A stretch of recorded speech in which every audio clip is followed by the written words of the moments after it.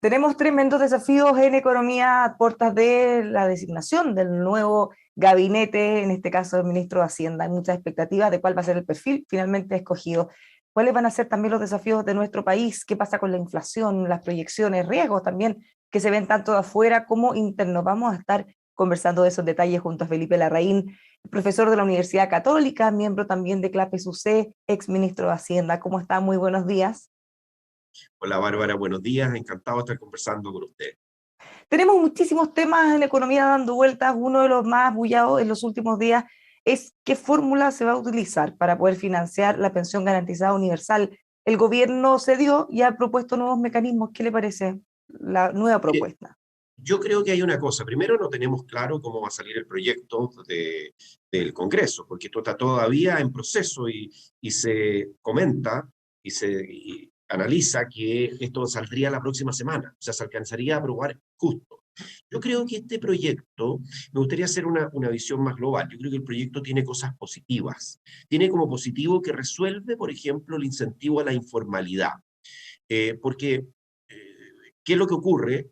Que se cobran estos 185.000 pesos de pensión garantizada universal, que es una suerte de pensión básica universal, ¿no es cierto?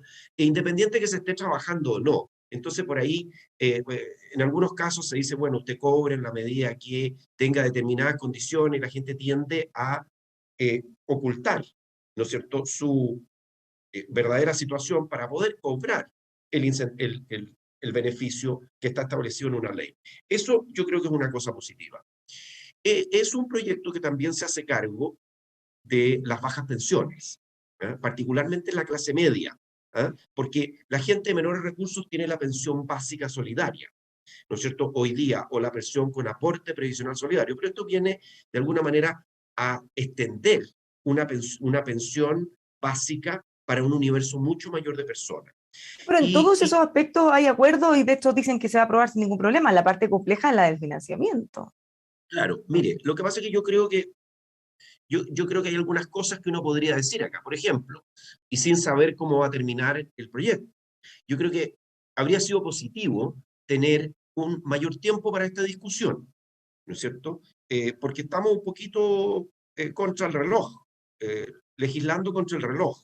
Entonces, ojalá que esto se hubiera presentado antes. A mí me hubiera gustado también en materia de financiamiento que cosas que quedaron ausentes, incorporar reasignaciones de gasto. Eso no quedó como parte del financiamiento. Y tampoco la reducción de la evasión, que está en línea con lo que ha planteado el programa del presidente electo, que vamos a conocer mañana su gabinete. Entonces, esa parte en materia de financiamiento habría sido, digamos, muy deseable que hubiera habido un mecanismo un poco más amplio de financiamiento, no solamente estos impuestos, sino que también hay partidas del Tesoro Público, pero para el financiamiento inmediato, pero como para financiamiento más permanente, porque esto es un proyecto mucho más amplio, es un proyecto que además es caro, es un proyecto que cuesta del orden de 1% del PIB. O sea, con las adiciones que se hicieron ayer estamos en 0,98. Para ponerlo en términos simples y en términos gruesos, estamos hablando de alrededor, en régimen del orden de 3.000 millones de dólares respecto del PIB de hoy, ¿no es cierto?, que es más o menos lo que cuesta este proyecto. Y yo creo que hay un último punto que corresponde al diseño, donde a mí me hubiera gustado ver, creo que son cosas que son perfectibles, eh, la incorporación de incentivos al ahorro individual, atando de alguna manera la PGU, que hubiera un beneficio, un incentivo para una mayor cotización, ¿no es cierto? Entonces, esos temas, a mi juicio, quedaron de alguna manera fuera. Y yo creo que tiene que ver también con que se está legislando bastante contra el reloj, como estamos diciendo. Le llama la atención, así como esas cosas que quedaron fuera, de las que están dentro hasta ahora, que se opten por algunos mecanismos que, si bien no son directamente el impuesto a los súper ricos, como lo están planteando desde la oposición, apuntan a un sector más o menos parecido, grabar con impuestos al lujo, a automóviles desde cierto valor hacia arriba. De hecho, ha generado otro impacto respecto a la movilidad o los autos eléctricos, pero esa ya es otra discusión. Sí, Pero claro. impuestos que tradicionalmente sus sectores están en contra y que de hecho en el primer gobierno del presidente Piñera varios de ellos que ya estaban o venían arrastrándose de décadas atrás fueron eliminados y modificados. Es extraño viniendo un gobierno de derecha, ¿o no? Bueno, mire, yo lo que creo es que hay varias cosas que un poco también por el proceso de negociación, estos no eran cosas que estaban dentro del primer proyecto, el proyecto que se presentó originalmente, pero indudablemente que se incorporaron cosas que son discutibles porque yo estoy pensando, por ejemplo, en cómo se afectan determinadas industrias. Cuando se habla de contribuciones, la gente tiende a pensar que son contribuciones para propiedades de más de 900 millones de pesos. Bueno, la gente tiende a pensar como si esto fuera solamente casas de lujo, pero no es así. Esto está grabando al sector agrícola.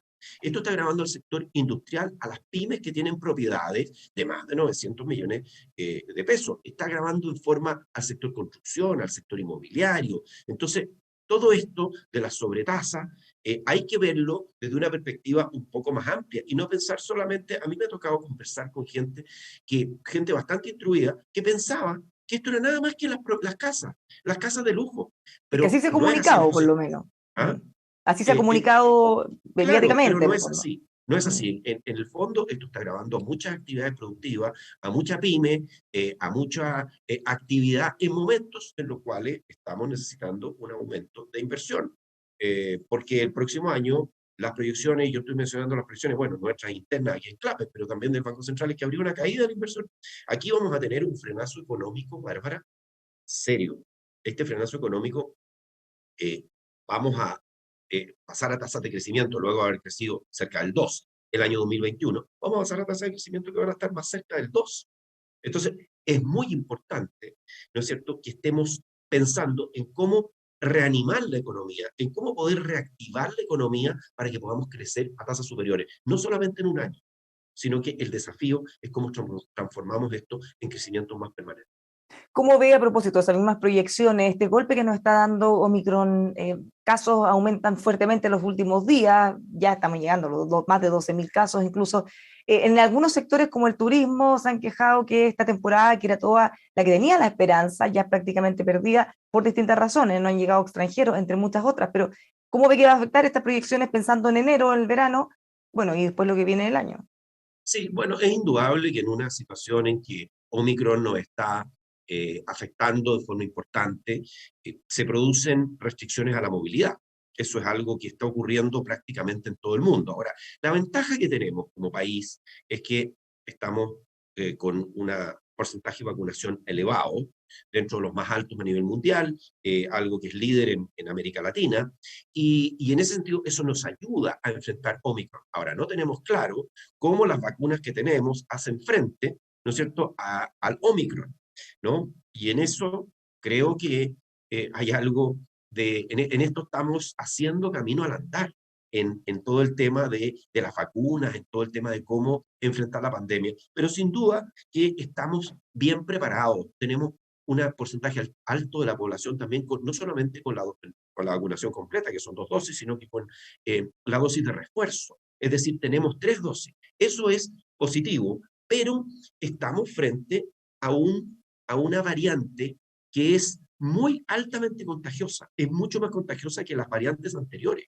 Se ha pasado a ser la principal variante en este momento, pero cuyos efectos son mucho más tenues, mucho más leves que los efectos anteriores y por eso las tasas de la hospitalización es la proporción de personas que terminan hospitalizadas con la variante Omicron es mucho menor que lo que terminaban con Delta o al comienzo de la pandemia, ¿no? Entonces, de alguna manera, creo que vamos a vivir un proceso de altos contagios, casi no independientemente de lo que hagamos, pero es muy difícil resistir esta ola de contagio. Y eso va a afectar, a la medida que se implementen restricciones, a las posibilidades de la economía, a la actividad económica. Y como usted dice, Bárbara, hay algunas actividades que son más afectadas, como por ejemplo todo lo que tiene que ver con el turismo, con el transporte, con algunas industrias de servicios que se ven muy afectadas por esto. Pero yo creo que en lo positivo, estamos mejor preparados, hemos aprendido de alguna manera a convivir mejor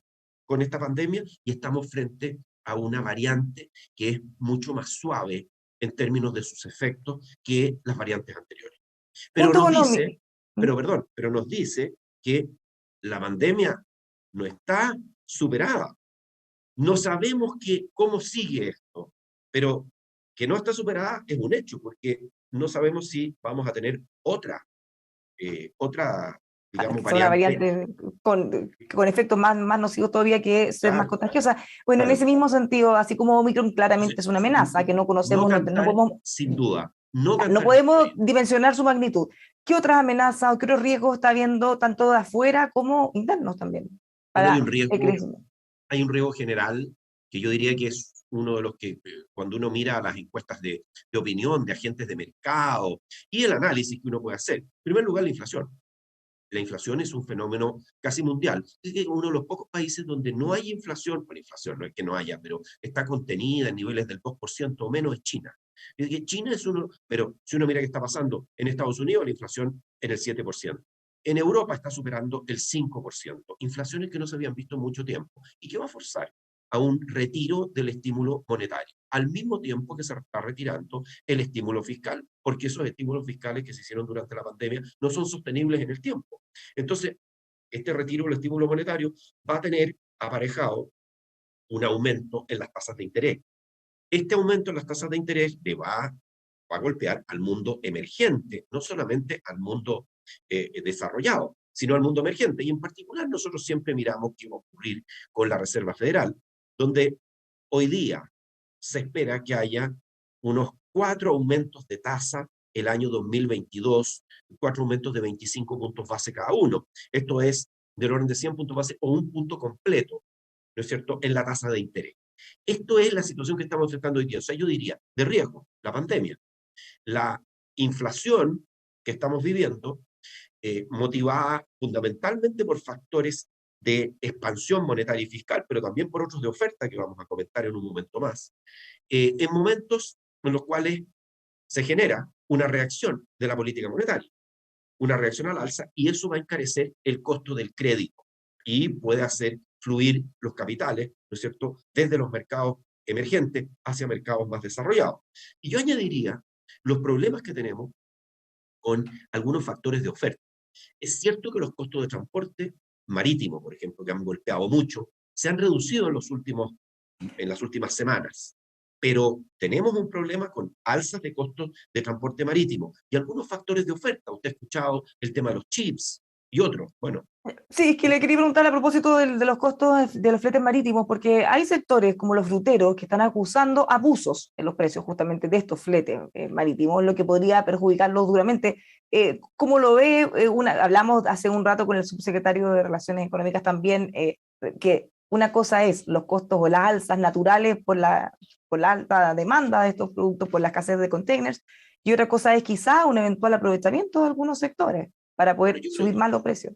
yo creo que si hay alguna evidencia específica se tiene que poner en conocimiento de las autoridades competentes, ¿no es cierto? Si hay una denuncia más clara, algún elemento más claro, contundente en términos de que hubiera este aprovechamiento. Yo creo que por el momento es una especulación o pueden haber, pero es una hipótesis de que existe esto. No hay algo que esté comprobado que se haya aprovechado. Sin duda que son cosas que hay que mirar cuando ocurren estos incrementos de flete y de costo de transporte.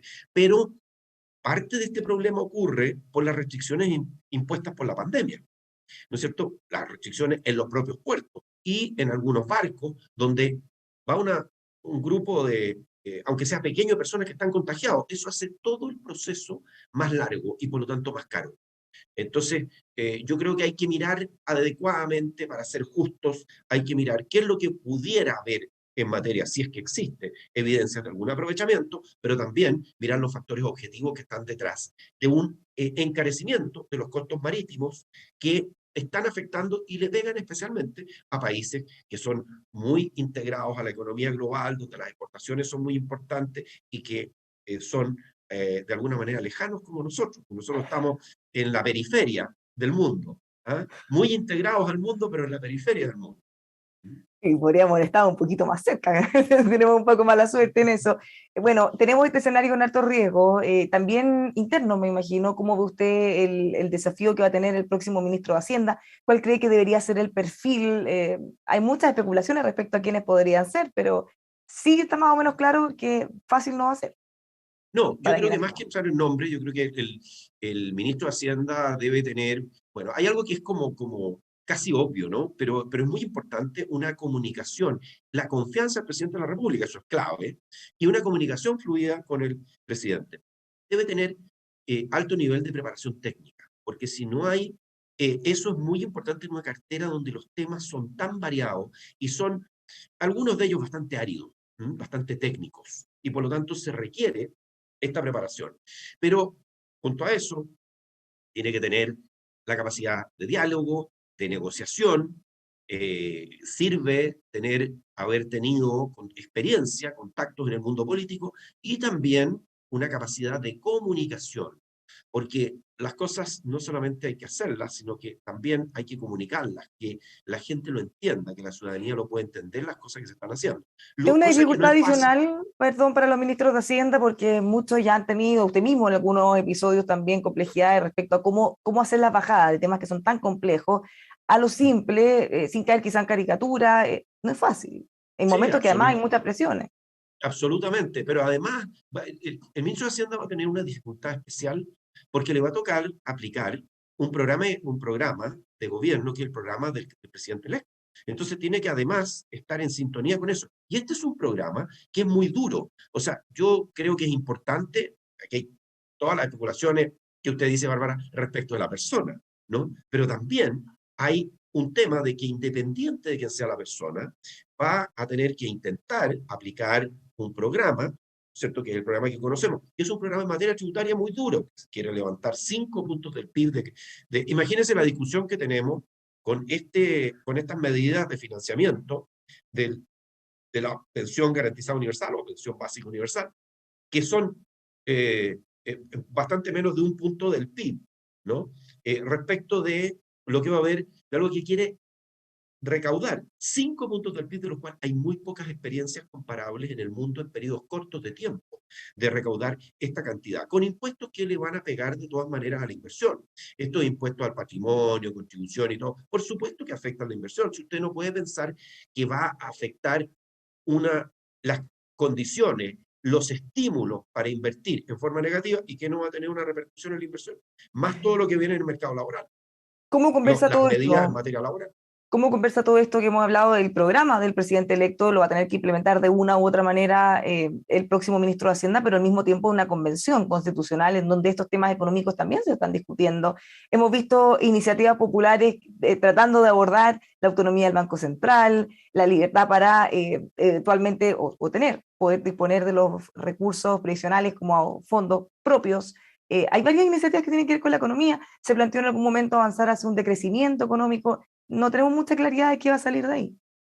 Bueno, efectivamente, eso pone una dificultad mayor todavía, porque junto con el programa económico y el programa general, digamos, del presidente electo y de la coalición que ganó las elecciones, ¿no es cierto?, y que va a ser gobierno en marzo próximo, está todas las incertidumbres de la Convención Constituyente, que en materia económica es muy importante en lo que se llama el orden público económico, garantizar ciertas cosas que son fundamentales, como la autonomía del Banco Central. Ahora, no es solo el tema de la autonomía lo que está en discusión, sino que también se hablaba de darle más objetivos al Banco Central, cosa que puede diluir su mandato en términos del objetivo central, que es el control de la inflación, ¿no es cierto? O Y poder el acusar adecuado funcionamiento. constitucionalmente a los consejeros, un tema que ese sí Sí, que se ha puesto sobre la mesa con fuerza.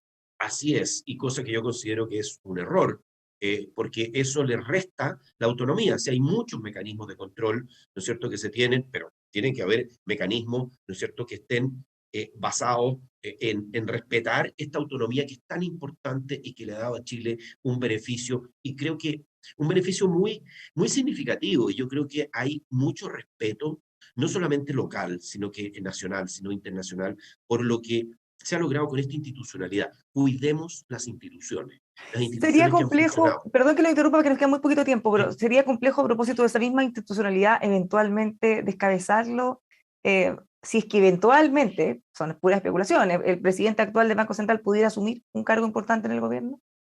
Bueno, mire, yo creo que eso, prefiero no meterme mucho en la discusión de nombre, ¿ah? Pero creo que sin duda esa es una opción que tiene que ver y evaluar el presidente electo con su equipo, pero al final la decisión es de él, porque efectivamente uno de los nombres que circula es el del actual presidente del Banco Central. Pero no pensando en el nombre, yo sé que usted no va a opinar de eso, pero me refiero a la institucionalidad, a propósito de la autonomía, o tratar de tener bien separada la agua entre gobierno y Banco Central, si pudiera eso como gesto quizá generar algún problema.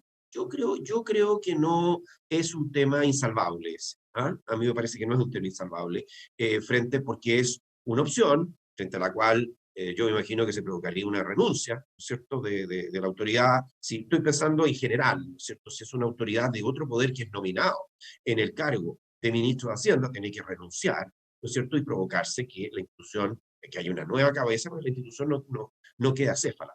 Pero hay otras cosas también en la discusión constituyente que en los pocos minutos, la iniciativa exclusiva del Ejecutivo en materias de gasto de impuestos me parece que es absolutamente central. Y esta idea de que, bueno, el principio de responsabilidad fiscal, que debe quedar plasmado en la nueva Constitución. Y lo quiero decir porque, dicho sea de paso, era uno de los temas que estaba en el proyecto constitucional que envió la expresidenta Bachelet al Congreso, ¿no es cierto? Cosa que finalmente no se tramitó, pero que estaba ahí. Pero que en algún minuto, como usted dice, se definió que eso era fundamental para que estuviera. Como Muchísimas gracias. el Se nos principio de hace tan poco el tiempo. Bueno, el Bueno, principio de es la responsabilidad próxima, fiscal cuando ya empiecen las votaciones, cuando veamos los contenidos que van avanzando, podríamos quizá conversar nuevamente a ver qué de estas cosas se está considerando o no. Con mucho gusto. Y además le quiero dar una primicia porque vamos a presentar, espero entre marzo y abril, vamos a presentar un libro sobre temas constitucionales que hemos estado trabajando, así que con mucho gusto de conversar con ustedes nuevamente. Ya, pues nos vemos entonces en un par de meses. Muchas gracias por conversar con Eso. nosotros. Los dejamos todos invitados a seguir aquí en emol.com.